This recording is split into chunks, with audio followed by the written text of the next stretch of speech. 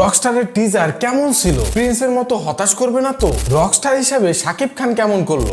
গান কেমন হইতে পারে? ভিজুয়াল কেমন ছিল? বিজিএম কি এভারেজ ছিল নাকি বেটার ছিল? রকস্টার সিনেমার টিজার থেকে এই সবগুলা প্রশ্নের উত্তর খুঁজে বের করবো, তো চলেন ভিডিও শুরু করা যাক। মিউজিক মানে শুধু অ্যাকোস্টিক না, sometimes it's more than life. Acoustic শুধুমাত্র একটা সাউন্ড না, কখনো কখনো এটা লাইফের থেকেও বড় কিছু। এই ভয়েসের সাথে শাকিব খানের ড্যাশিং ওপেনিং শট দেখানো হয়েছে, যেখানে শাকিব খান ঘুম থেকে উঠে কোথাও যাচ্ছে। এরপর আসে প্রযোজনা সংস্থার নাম সান মোশন পিকচার্স। পার্টি করছে, গান লিখছে, গান গাওয়ার প্রস্তুতি নিচ্ছে, গান রেকর্ড করছে, সাকসেস হয়ে হাত মিলাচ্ছে, সাংস্কৃতিক একটা কনসার্টে গান গাচ্ছে, দর্শকও হাততালি দিচ্ছে। রকস্টারে শাকিব খানের নাম থাকে আগুন। পোস্টারের মধ্যে লেখাগুলো খেয়াল করলে দেখবেন সাউন্ড, সোল, রেভেলেশন। এই তিনটা শব্দ দ্বারা বোঝানো হয় যে এইটা শুধুমাত্র গান না, এটা একটা আত্মার খোরাক। Every string tells story. এই শব্দ দ্বারা বোঝানো হয়েছে যে গিটারের প্রত্যেকটা তার থেকে উৎপন্ন হওয়া শব্দে লুকিয়ে আছে গল্প এবং আবেগ। The stage is my home. এই কথার মাধ্যমে বোঝানো হয়েছে রকস্টার যখন গান গায়, সেই স্টেজটা শুধুমাত্র তার গান গাওয়ার জায়গা না, এটা তার বাড়ি, এটা তার ঘর, এটাই তার সবকিছু, এবং সে প্রত্যেকটা গানকে ফিল করে এই জায়গাতে। Build from চাওস।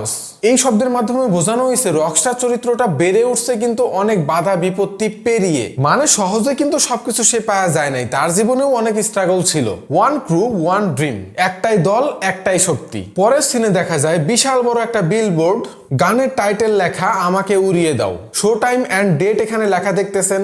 মানে রকস্টারের একটা কনসার্ট হবে যেটা বড় একটা বিলবোর্ডে দেখানো হইতেছে। নর্মালি কিন্তু বাস্তবেও এমনই হয়। রকস্টার স্টেজে উঠলো, প্যান্টের ডিজাইনটা খেয়াল করেন, রেসে জয়লাভ করার যে ফিনিশ লাইন থাকে সেইখানে কিন্তু এরকম ডিজাইনের পতাকা থাকে। Global superstar, the future of a Rockstar. এর মানে খুব সিম্পল, শাকিব খানকে একজন রকস্টার এবং গ্লোবাল সুপারস্টারের চরিত্রে আমরা দেখতে পাবো। ডিরেক্টর কার্ড আজমান রুশো। এরপর শুরু হয় রকস্টার তাণ্ডব।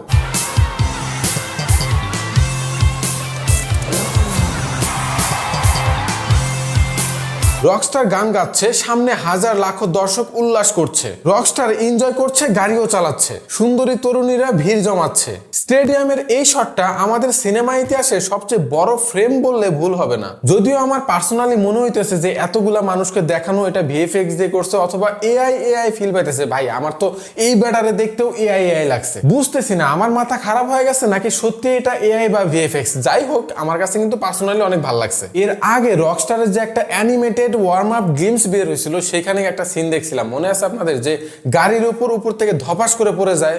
এর মানে হচ্ছে রকস্টার ডাউনফল করবে, আর এটার একটা ভাব রকস্টারের টিজারেও ছিল। লাঠি দিয়ে জিনিস ফেলে দেওয়া, মাইক্রোফোন ছুঁড়ে ফেলা, নেশা করা। এখানে এটা কি করতেছে? আমার তো ফিল হইতেছে যে রকস্টার নেশা করার জন্য ওই ব্যাটারে কর দিয়ে টাকা মেরে দিতেছে। ভালো করে দেখেন, আপনারও একটু এরকম মনে হইতে পারে। সাংবাদিকদের সাথে ধাক্কাধাক্কি, পুলিশ রকস্টারকে ধরে নিয়ে যাচ্ছে, কিন্তু তবুও সে গান গাওয়া বাদ দেয় নাই। পিয়ানোর সামনে গান গাচ্ছে, বিষণ্ণ মনে হাজারো দর্শকের সামনে গান গাওয়ার পূর্ব মুহূর্ত দেখানো হচ্ছে, ফ্লাইওভারের নিচে বিড়ি টানা দেখানো হচ্ছে, এরপর নিজের প্রতিও বিরক্ত।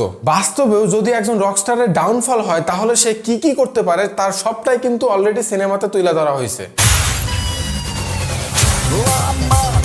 টিজারের একদম শেষের অংশে দেখানো হয় রকস্টার আবার মঞ্চ মাতাচ্ছে, আর সবার শেষে রকস্টারের একটাই কথা, তবে এই টিজারে কিছু সিক্রেট জিনিসপত্র আছে। যেমন শাকিব খানের গলায় 11-13 কেন লেখা? এটা কি কোনো বিশেষ ডেট? আবার হাতের মধ্যে খেয়াল করলে দেখতে পাবেন আমি কে, আমি কার। এই প্রশ্নগুলা কিসের ইঙ্গিত দেয়? আবার গাড়ির নাম্বার প্লেটের জায়গায় RISAD কেন লেখা? নাকি রিস্যাড, নাকি এটা কি মানে না, যাই হোক এটা কি মানে, কেন এটা লেখা হয়েছে? এই তিনটা কোশ্চেনের অ্যান্সার আমি এখনো খুঁজে পাই নাই। যদি আপনারা কেউ খুঁজে পান তাহলে অবশ্যই কমেন্ট বক্সে জানাবেন, আমি উত্তরগুলো জানতে চাই।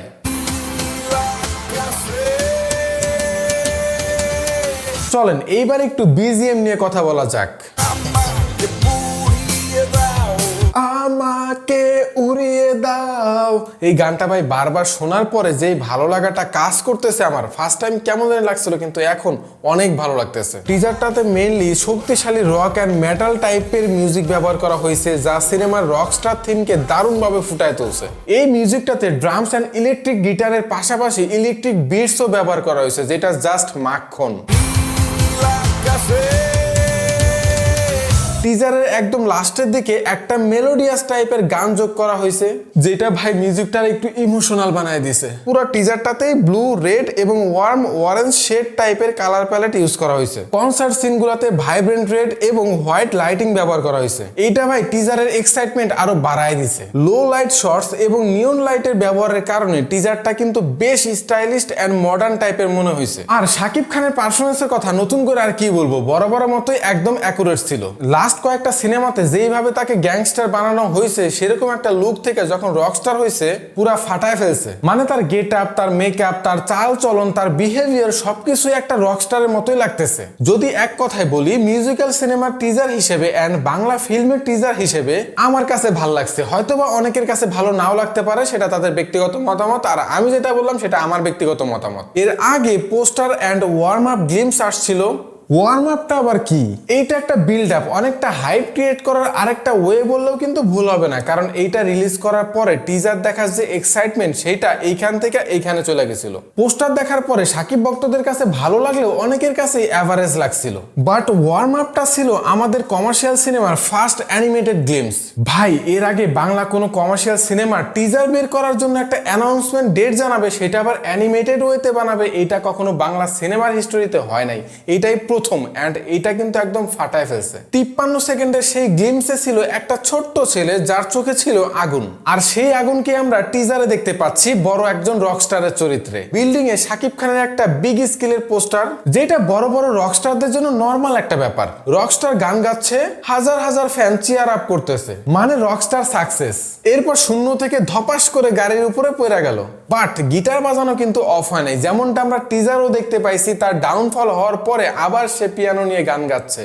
Poster, warm up and finally teaser দেখার পর এইটুকু বলতে পারি যে রকস্টার কিন্তু প্রিন্স থেকে বেটার ওয়েতে প্রমোশন করছে, তাতে কোনো ডাউট নাই। বাট যেহেতু এটা একটা মিউজিক্যাল ফিল্ম, তাই এটার গানগুলা কিন্তু দ্রুত রিলিজ দেওয়া উচিত। কিন্তু আমি জানি না ডিরেক্টর দিবে কি দিবে না, কারণ বাংলা ফিল্ম ইন্ডাস্ট্রির যে ডিরেক্টর আছে ভাই, এদের একটা বদ অভ্যাস আছে, কোনো কিছুই টাইম মতো দেয় না। প্রিন্স সিনেমাতে যে একটা অবস্থা হয়েছে ভাই, ডিরেক্টর যদি সেটা দেখে থাকে আশা করি তারা এতটা বোকামি করবে না। এখন পর্যন্ত আমার কাছে মোটামুটি ভালো লাগছে। আপনাদের কাছে কেমন লাগছে অবশ্যই কমেন্ট করে জানাবেন।